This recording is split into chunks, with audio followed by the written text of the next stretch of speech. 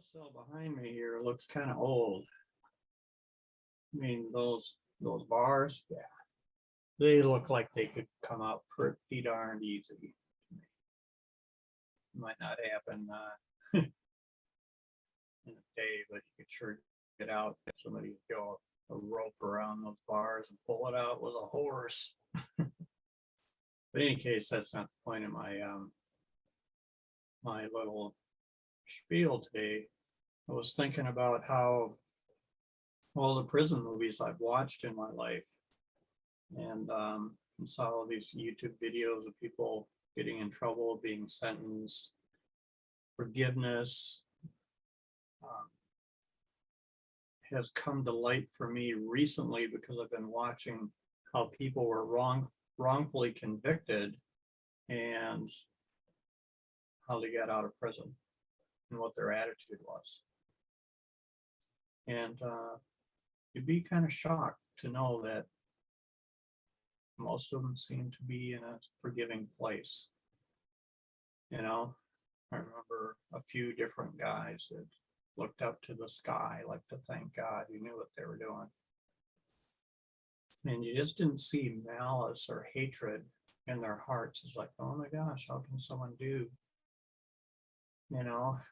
13, 15, 20, 30, 40 years in prison and then get out and not be upset, in the traditional way. Like when people commit a crime and they get sentenced to life in prison, and then the person who's a victim or the victim's family and the like are outraged and so glad they got life, or maybe they even got a death penalty. They're just so happy, They don't have forgiveness, most of them.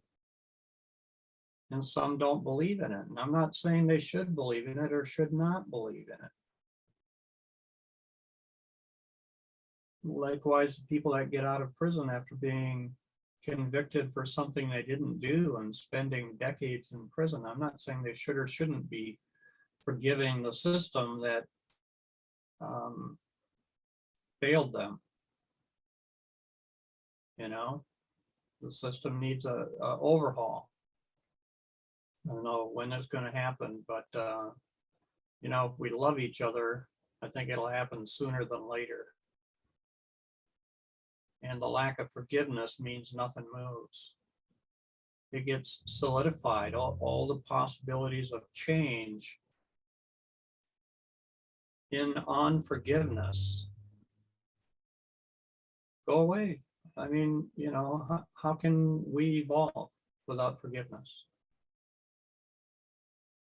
And like I said, I'm not saying you should forgive. I'm not saying you should evolve. I can't even say for sure that spiritual evolution is a real thing. It might be bogus, and it might be me just wishful thinking, whatever. This is like this whole freaking thing that we call Earth School is like a dream.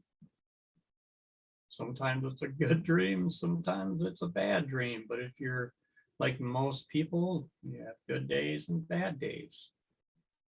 You have good years and maybe bad years, or good decades and bad decades, depending on how long your dark night of the soul lasts.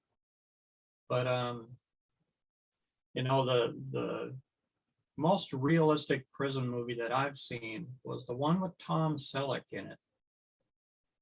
And it was titled An Innocent Man. It might not be the most realistic to some people, but the prison I was in,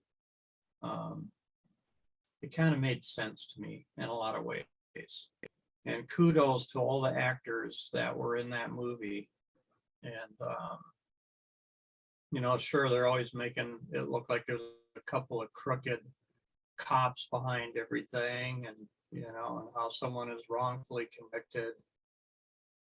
And the harder part of all this is when somebody is rightfully convicted, but the evidence was fudged.